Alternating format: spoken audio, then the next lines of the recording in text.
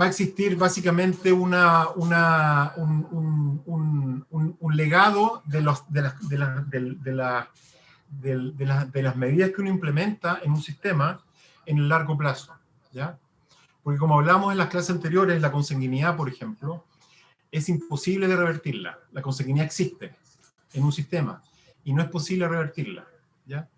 Entonces, por ejemplo, si uno habla de la raza, no sé, Bull Terrier, por ejemplo, si uno habla de la raza en general, esa raza tiene una consanguinidad que es imposible de manejarla o disminuirla en relación, digamos, a un estado anterior, porque la consanguinidad existe, ¿ya? La única forma de mantener o de disminuir la consanguinidad es incluyendo material genético que esté completamente separado, completamente no relacionado genéticamente con la población en la cual uno está trabajando.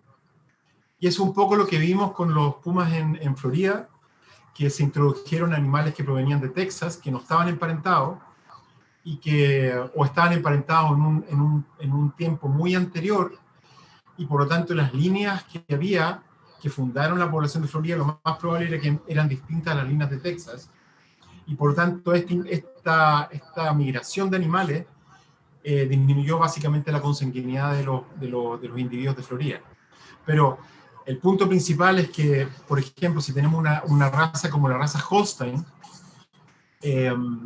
no es posible disminuir la consanguinidad porque la raza Holstein es una raza que se maneja a nivel mundial como una sola raza. Y por lo tanto es muy difícil, digamos, no se puede manejar la consanguinidad. La única forma sería, por ejemplo, usando Holstein con overos colorados, por ejemplo, pero el problema es que la raza overo colorado produce menos leche que la raza Holstein y por lo tanto, desde un punto de vista productivo, eso es inviable. ¿Ok? Entonces, el punto principal acá es que es determinar o de alguna manera cuantificar por qué es necesario y por qué es importante mantener la variabilidad genética de las poblaciones que uno maneja en distintos aspectos, tanto en aspectos productivos como en aspectos de conservación, ¿ya? Y a las personas que les interesa la conservación, por ejemplo, este es un problema bastante generalizado, por ejemplo, en programas ex situ de conservación, donde producto de que los animales no están dentro de su medio, y uno de alguna forma toma esos animales y los pone en otro sistema, en otro medio ambiente más controlado, uno no puede tener una gran cantidad de animales. Y al final, lo que uno va a tener es una población muy pequeña también. Y esa población se tiene que mantener de alguna forma con la mínima pérdida de variabilidad genética, y lo que implica con un mínimo aumento de la consanguinidad. ¿Ok? Entonces, en ese sentido, es importante, desde todo punto de vista, poder mantener la consanguinidad con un cierto nivel, que es lo que vimos en la clase anterior como la diferencia, como el delta F, para poder permitir que esa población sea viable en el futuro y sea sustentable genéticamente. ¿Okay? Entonces, lo que vamos a ver acá es un ejemplo en animales, y vamos a ver el caso particular del caballo chileno, ¿ya? El caballo chileno, no sé si ustedes saben, pero es una raza que provino de España, muchísimo antes que el comienzo de los registros, pero hay registros desde el año 1893. Están en un studbook del caballo chileno, donde básicamente existen todas las líneas de sangre de este caballo a nivel nacional.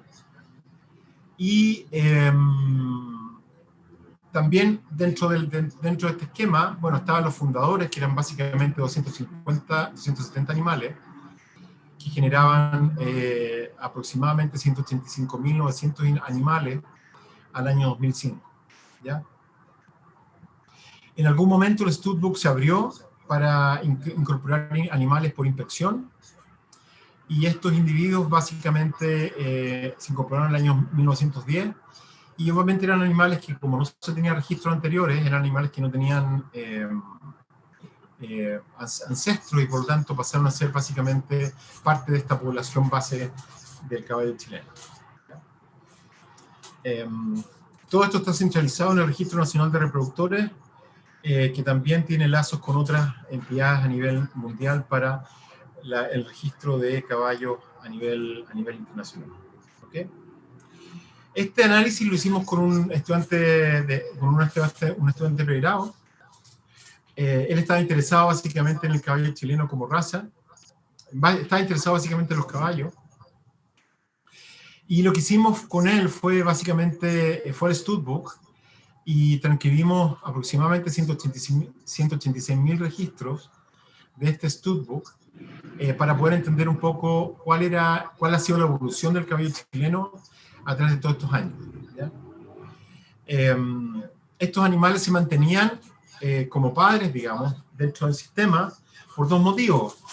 Primero, como asociado a cómo se manejaban en términos del rodeo, y además que algunos criadores mantenían ciertos padrillos por un tema morfológico, es decir, les gustaba la forma de la grupa, o bien el color, etcétera, y por lo tanto, básicamente había un proceso ahí de selección que estaba influenciado directamente por distintas características. ¿Ya? En genética, estas características definen el objetivo de mejoramiento genético. Ya lo vamos a ver eso en un par de clases más. Como era mucha la información que había, tomamos básicamente dos studs, o dos rebaños. Uno que se fundó en el año 1861, es el stud más antiguo del caballo chileno, que tiene aproximadamente 2.500 animales incluidos, y otro que comenzó en el año 1945 con 1.008 animales. La gran diferencia entre el Studbook 1 y el Studbook 2 es que el Studbook 2 fue paulatinamente generado en base a la compra de padrillos desde otros predios. ¿Ya? Y en total se analizaron 3.618 animales. Se hicieron varios análisis, no voy a entrar en los detalles, pero vamos a ir viendo cómo de alguna manera evolucionó. ¿Ya? Esta es básicamente la evolución en términos de los animales que van entrando al Studbook general. Ustedes ven que esto fue constante hasta los años casi 2000, donde hubo una declinación en el número, número acumulativo de animales que entran al Stud, para llegar básicamente al valor que incluimos dentro de nuestros datos. ¿Ya?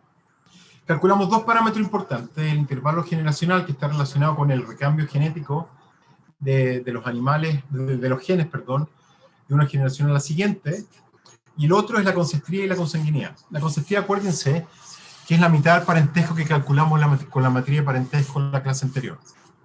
¿Okay?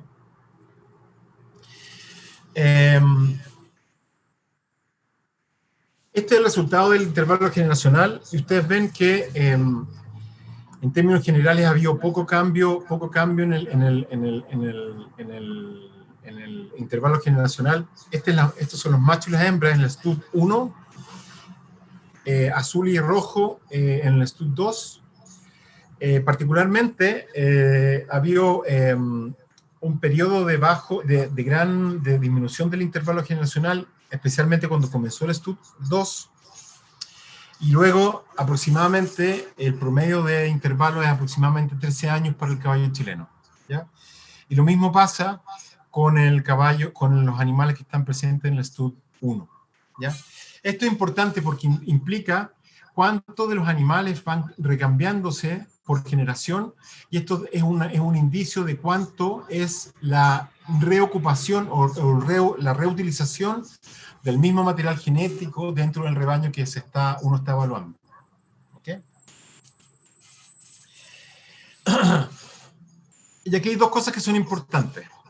La consanguinidad, como les decía en un principio, no se puede manejar. Es decir, el nivel de consanguinidad de la generación X es ese nivel. Siempre va a haber una mayor consanguinidad, pero sí uno eventualmente puede manejar el parentesco para definir cuánto de la consanguinidad o cuánto es el aumento que yo voy a permitir de una generación a la siguiente en términos de la consanguinidad. Porque hay una relación directa entre el parentesco y la tasa de consanguinidad que yo voy a obtener. ¿Cuál es esa? ¿Qué me puede decir?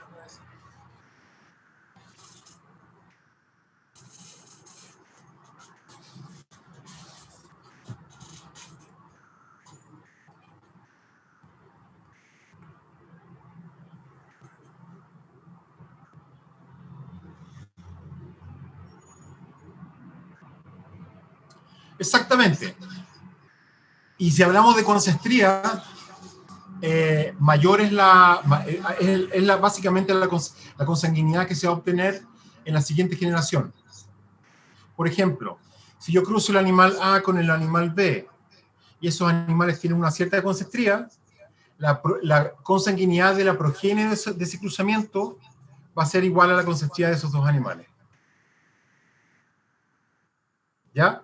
Por lo tanto, efectivamente, a mayor parentesco, mayor va a ser la tasa de consanguinidad que voy a tener dentro del sistema. ¿Ok?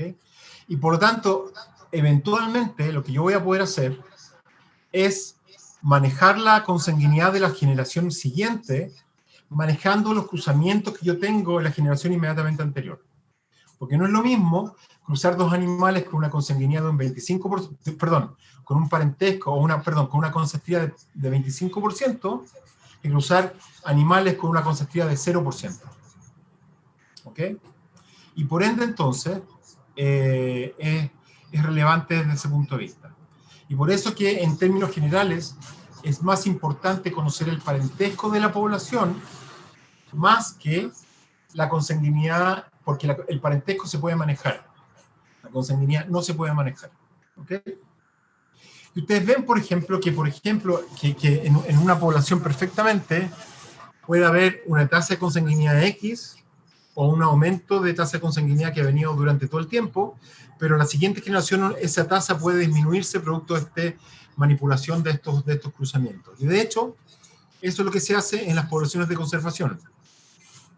Se manejan los cruzamientos de los animales que yo tengo disponibles dentro de mi stock de animales para definir cuáles son los animales que se deben cruzar y cuáles no, considerando efectivamente esta disminución en la consanguinidad para la siguiente generación, considerando la consanguinidad que hay dentro la consanguinidad que hay entre los animales que son los posibles reproductores. ¿Ok? Y lo importante de la matriz de parentesco es esa, que uno puede definir en la generación X cuál es la consanguinidad o el parentesco, que es lo mismo en términos conceptuales, cuál es el parentesco que existe entre los animales reproductores de la generación X, y yo puedo manipular estos cruzamientos de forma tal de tener la menor consanguinidad en la generación anterior. Y ese es básicamente el uso de estas herramientas a nivel práctico, tanto en poblaciones productivas como en poblaciones de conservación. ¿Ya? En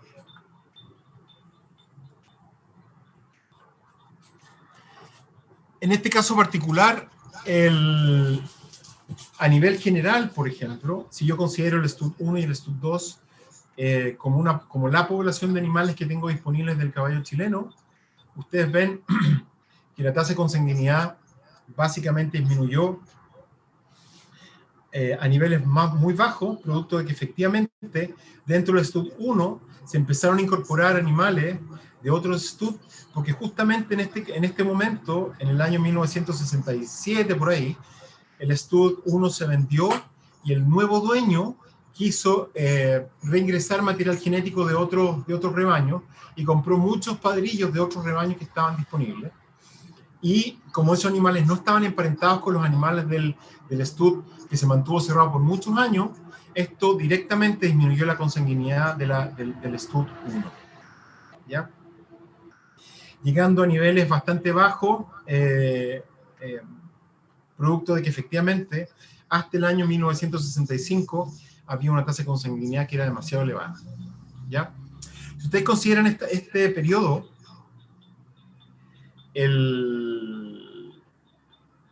la consanguinidad de un 14% en casi 14 generaciones es bastante alta. ¿Ok? Y súper significativa. ¿Ya?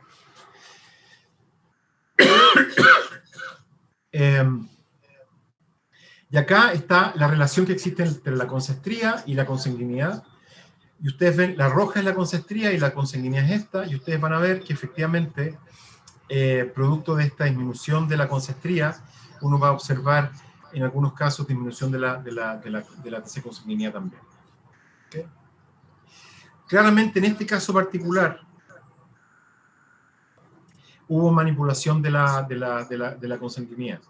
Se cruzaron eventualmente en este estudio, digamos, animales que eran básicamente más emparentados. ¿Okay? Eso. Lo importante de este capítulo de genética son varias cosas. En primer lugar, que una población, cuando uno la maneja o en condiciones naturales, cambia su make-up genético producto de varios factores. En el caso de las poblaciones naturales, producto del fitness, del cambio del fitness, producto de que animales o ciertos animales dejan más descendencia que otros animales, debido a las condiciones ambientales que están expuestos esos animales. Primera cosa. Además de eso, existe un problema práctico en relación a que en términos generales, la mayor cantidad de las poblaciones, producto de la intervención humana, se fragmenta. Y ese fragmentamiento disminuye la variabilidad genética dentro de esas poblaciones fragmentadas, producto de la consanguinidad. Producto de que efectivamente, como es una población pequeña, aumenta la homocigosis, producto de que hay menos ancestros disponibles para generar la consanguinidad, para generar los animales que van a ser los que van a continuar en la población. Todos estos procesos no son aislados, actúan en conjunto en una población. Y por ejemplo, es muy importante saber que la selección natural y la consanguinidad de alguna manera se contraponen en algunos casos, y si hay muy poca variabilidad genética o hay mucha consanguinidad dentro de nuestra población, lo más probable es que la selección natural no pueda permitir que el fitness general de esa población aumente, porque no hay variabilidad genética que pueda ser utilizada para permitir este cambio. Y por ende, entonces, es muy importante que cuando uno maneja una población, considere todos los aspectos necesarios para poder mantener esta población con la menor pérdida de variabilidad genética posible. En el caso, por ejemplo, de poblaciones productivas, como en el caso de la raza Holstein, esto se vio muy claramente en un episodio que sucedió en el año 1960, donde básicamente, en el año 1990, perdón, donde básicamente comenzaron a nacer terneros que eran básicamente, nacían con diarrea, ¿ya? Y producto de esta diarrea, estos terneros se morían inmediatamente, se morían a las 2 semanas de nacer. Se estudiaron esos animales y se evidenció que esos animales tenían un problema de una disminución de una pérdida de inmunidad innata, producto de un gen. ¿Y por qué pasó esto? Porque uno de los toros más importantes, Holstein de Estados Unidos, era portador de este gen, de este alelo que generaba la enfermedad. Esto es una enfermedad recesiva, ¿ya?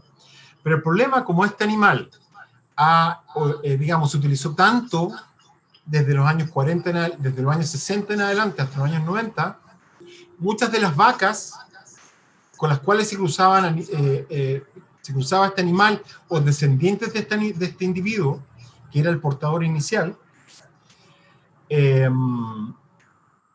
generaban animales que eran homocigotos para la condición.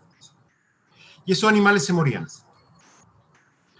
Después de muchos análisis se pudo comprobar qué animal era, no me acuerdo el nombre, pero se pudo comprobar, y ese animal se dejó fuera de la reproducción, producto de este problema. ¿ya? Y ahora no hay problemas de plaga, ¿ya?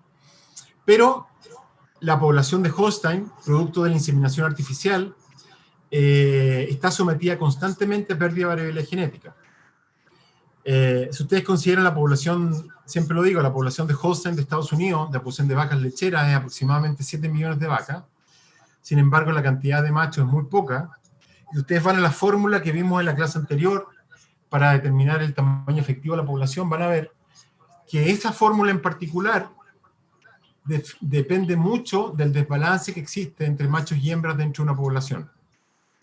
Porque podemos tener muchas hembras en nuestra población, pero si tenemos unos pocos machos, este desbalance genera que haya mucha consanguinidad. Y eso es porque como son poblaciones diploides sexuales, efectivamente la mitad de los genes proviene de los padres y la mitad de los genes de la progenie proviene de las madres, y por lo tanto la contribución que van a hacer esos pocos machos va a ser muy poca en relación a la de las hembras, y eso va a generar consanguinidad.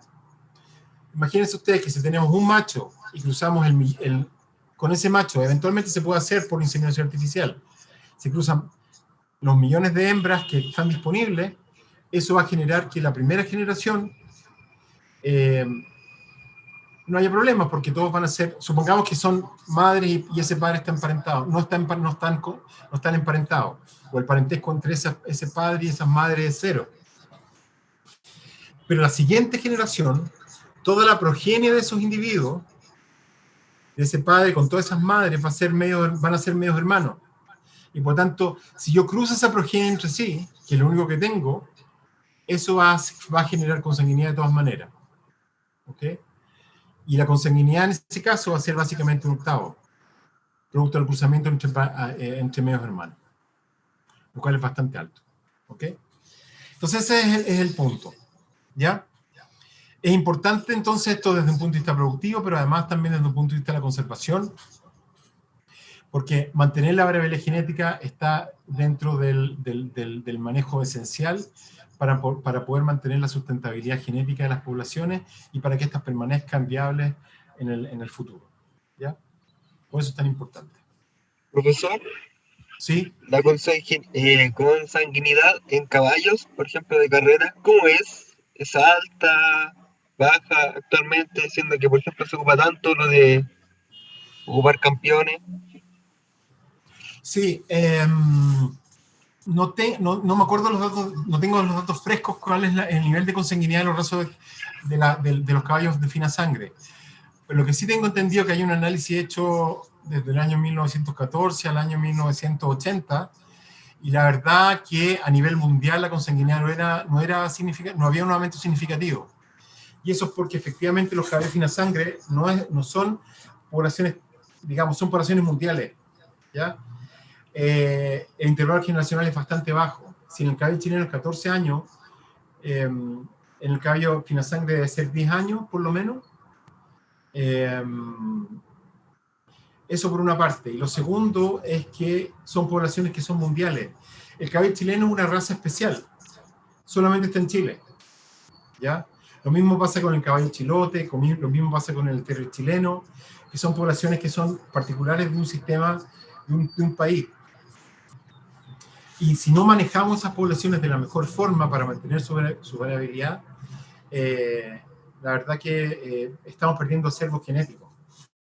Estamos perdiendo identidad como país para poder, digamos, estamos perdiendo la identidad que tenemos nosotros como país.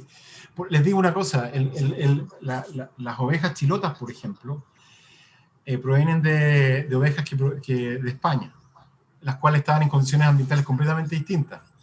Pero la oveja chilota tiene la particularidad de que tiene muy pocos problemas podales, producto de la constante exposición que ha tenido esa raza a condiciones de humedad extrema, producto de la pluviosidad.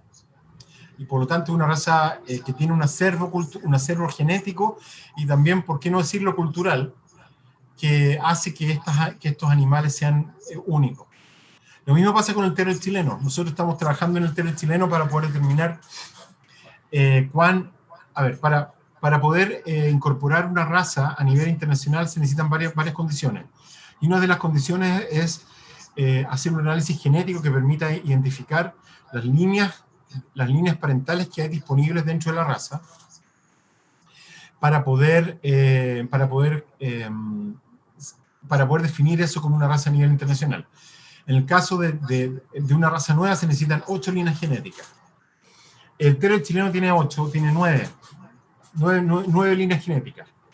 Pero hemos hecho un análisis a través de todo el genoma para esa raza, y lo interesante de esa raza es que no está emparentada con ninguno de los Fox Terrier que están disponibles a nivel mundial, como el Fox Terrier de pelo duro, el Fox Terrier de pelo suave, el Jack Russell Terrier. No están, es una raza que evolucionó de manera completamente distinta. Y si ustedes ven y van al origen de la raza, es una raza que lo más probable que haya venido con los españoles en los años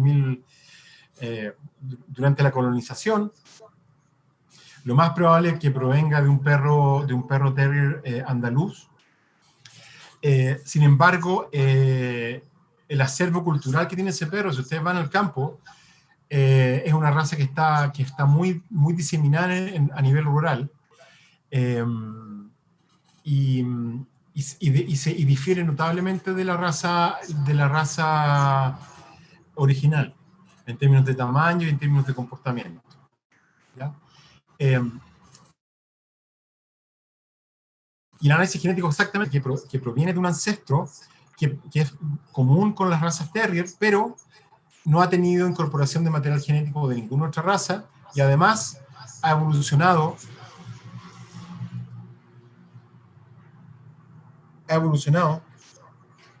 no sé si me están...